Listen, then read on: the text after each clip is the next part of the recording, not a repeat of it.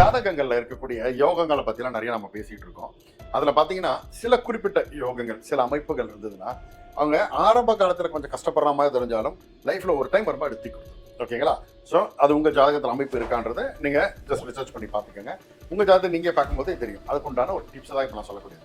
இந்த குரு இருக்காரு இல்லையா, இந்த குரு பகவான் பார்த்தீங்கன்னா, இந்த குரு கிரகம் உங்க ஜாதகத்துல தனுசு இல்லைன்னா மீனம் ராசி இருக்கக்கூடிய இடத்துல இருந்தா, ஓகேங்களா, இது ஒரு திவ்ய யோகம் சொல்லுவாங்க.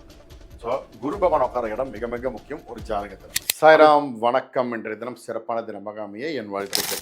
அந்த திவ்ய யோகம் ஒருத்தருக்கு இருந்தது அப்படின்னா அவர் எந்த பிரச்சனை வந்தாலும் சமாளித்து தப்பிச்சு ஓடி கடைசியில் வாழ்க்கையில் பெரிய லெவலில் செல்வந்தராக இருந்து அவர் வாழ்க்கையை முடிப்பார் அப்படின்றதான் ஒரு விதியாக சொல்லப்பட்டிருக்கு. அவ்வளோ ஒரு நல்ல யோகம் குரு உட்காரக்கூடியது. அதே போல் பார்த்தீங்கன்னா ஒருத்தர் ஜாதகத்தில் 1, 4, 7, 10 இந்த இடத்துல சனி பகவான், ஓகேங்களா, அவர் இருந்தா, அப்படி இல்லைன்னா மகரத்தில், அப்படி இல்லைன்னா கும்பராசியில் இருந்தா அவங்களுக்கு சசயோகம், சசயோகம் சொல்லுவாங்க.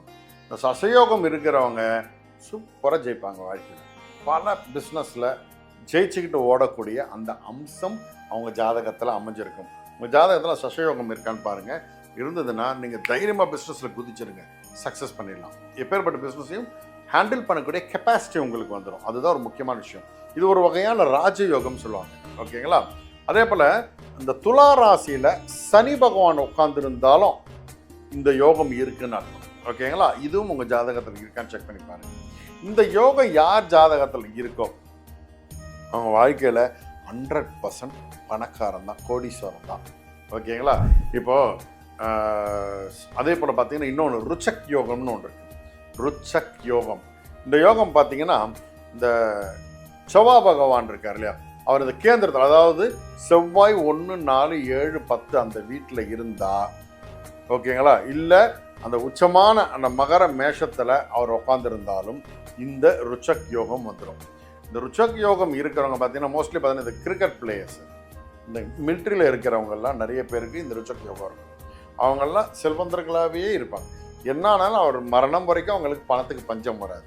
இப்போது அவங்களுடைய நிலை யோசிச்சு பாருங்கள். அவங்க ரிட்டையர்மெண்ட் ஆகிட்டு வந்தாலும் அதுக்கப்புறம் அவங்களுக்கு ராயல்ட்டி அமௌண்ட்ஸ் மாதிரி இல்லை பென்ஷன்ஸ் மாதிரி வந்துக்கிட்டே தான் இருக்கும். அது ஒரு பெரிய ப்ளஸ் பாயிண்ட் தான் இல்லையா?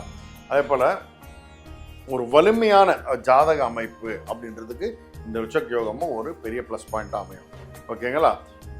அதே போல் இவங்களுடைய வாழ்க்கையில் பேச்சு, இவங்களுடைய வாயால் சக்ஸஸ் ஆவாங்க. இவங்க பேசி ஜெயிப்பாங்க. அப்போது இது போல் ருச்சக் யோகம் இருக்கிறவங்க மார்க்கெட்டிங், ஓகேங்களா, அதே போல் கம்யூனிகேஷன் சம்மந்தப்பட்ட தொழில் செய்தால் அவங்க வாழ்க்கையில் மிகப்பெரிய சக்ஸஸ் ஆகும். ஸோ இந்த ஒரு 2 யோகத்தை பற்றி சொல்லியிருக்கேன். ஜாதகத்தில் அது இருக்கா பாருங்கள். இருந்ததுன்னா எனக்கு கமெண்ட்ஸில் கொடுங்க. ஓகேங்களா? நல்லது நடக்கும், நல்லது மாத்திரமே நடக்கும். சாய்ராம்.